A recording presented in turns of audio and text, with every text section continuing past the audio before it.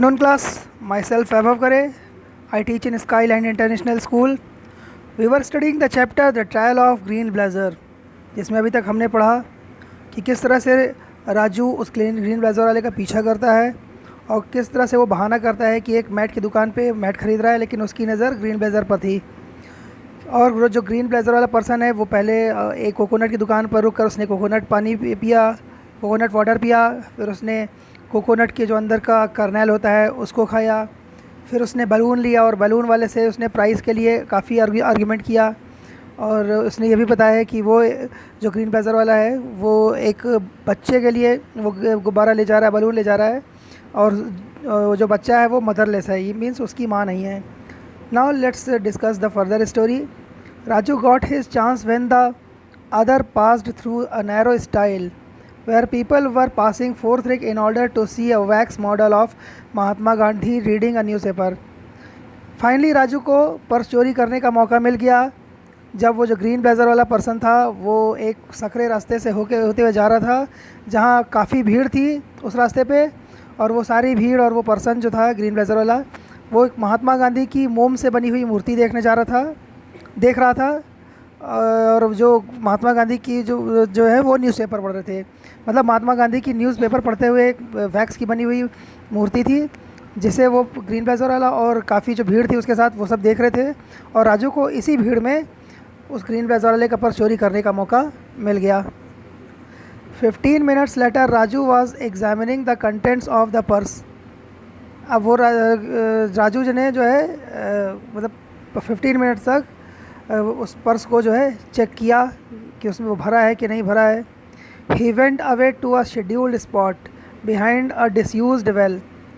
और राजू उस पर्स को लेकर एक डिसयूज्ड वेल मतलब एक सूखा कुआं जहाँ पे जिसका अब यूज़ नहीं किया जा रहा था उस कुएँ पे जाता है। और शेड्यूल्ड स्पॉट यानी राजू ऐसी जगह पे जा रहा था और ऐसी जगह गया जहाँ वो पहले भी चोरी करके आता था और वहाँ पे चोरी किए हुए सामान को देखता था। शेड्यूल्ड स्पॉट मतलब बिल्कुल अकेली जगह, सुनसान जगह के पास गया जहाँ पे एक डिसयूज्ड वेल था, मतलब उस वेल को कोई यूज़ नहीं करता था।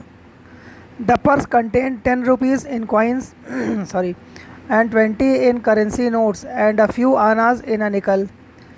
पर्स में 10 रुपीज़ सिक्के के रूप में थे, 20 रुपीज़ करेंसी नोट्स थे और कुछ अनाज जो है वो रेशकारी के रूप में रखे हुए थे।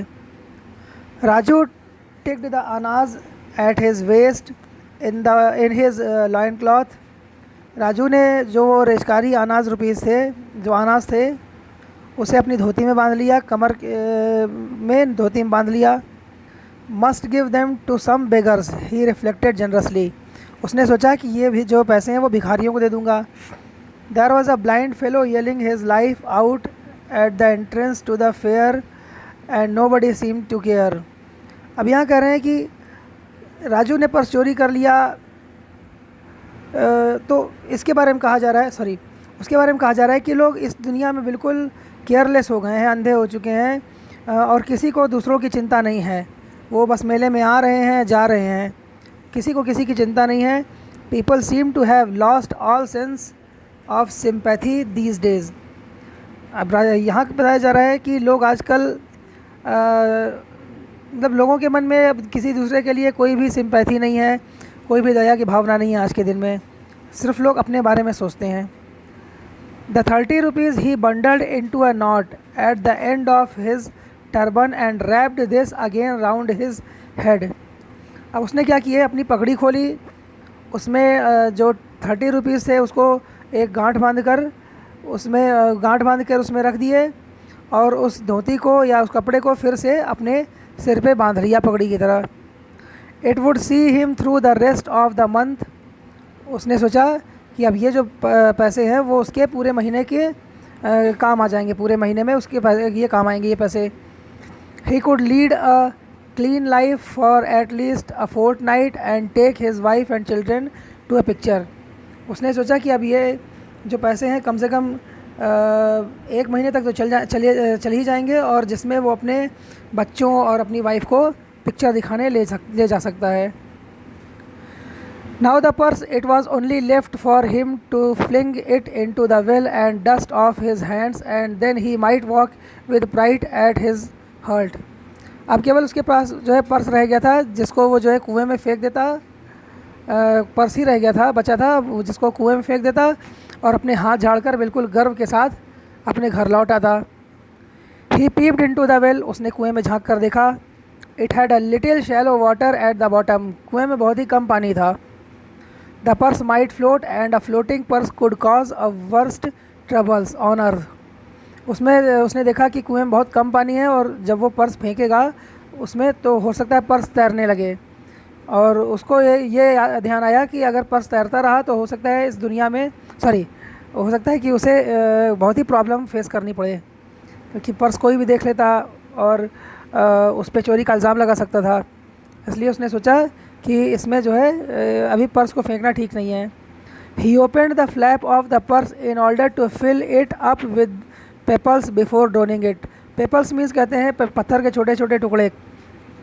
उसने उस पर्स को जो है पर्स की हर पॉकेट को ओपन किया, जिससे वो उसमें पत्थर के छोटे छोटे टुकड़े भर सके और उसे बाद में कुएं में फेंक दे, जिससे पर्स पूरी तरह से डूब जाए। Now through the slit at its slide he saw balloon folded and tucked away. अचानक उसने देखा कि पर्स की एक जो है स्लिट में या पर्स की एक पॉकेट में एक बलून बिल्कुल मुड़ा तोड़ा हुआ रखा हुआ है। Oh this he bought, he remembered the others talk about the motherless child. अच्छा, उसने यही ख़रीदा था।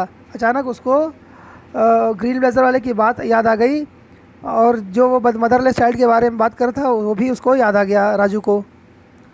What a fool to keep this in purse, Raju reflected. Raju ने सोचा कि कितना बेवकूफ़ इंसान है जो उसने इस गुब्बारे को इस पर्स में रखा है। For a moment he passed over a picture of the growling father returning home and the motherless one waiting at the door for the promised balloon and this growling man feeling for his purse and oh it was too painful. अब उसके सामने जो है वो पूरा scene दौड़ाया कि वो जो बच्चा है, जब ग्रीन ब्लेज़र वाला पर्सन उस बच्चे के पास जाएगा और जो है उसने जो प्रॉमिस किया था बलून लाने के लिए वो उस बलून को नहीं दे पाएगा बच्चे को, तो बच्चा खूब रोएगा और ग्रीन ब्लेज़र वाला उस पर गुस्सा आएगा, चिल्लाएगा। तो ये सीन उसके सामने दौड़ गया। तो और इस सीन को मतलब याद करके उसको काफ़ी डर लग गया। उसको लगा कि कितना दर्द भरा होगा कि वो जब बच्चा ग्रीन बलून नहीं पाएगा, खूब रोएगा और ग्रीन ब्लेज़र वाला पर्सन उसे डांटेगा। तो ये सब जो है देखकर राजू का बिल्कुल मतलब दिल भर आया। उसको लगा कि कितना दर्दनाक होगा कि एक बेचारा बच्चा जो बिन माँ का बच्चा है वो डांट सुनेगा। सो क्लास, आज के लिए इतना ही। नेक्स्ट पार्ट नेक्स्ट वीडियो में। Thank you.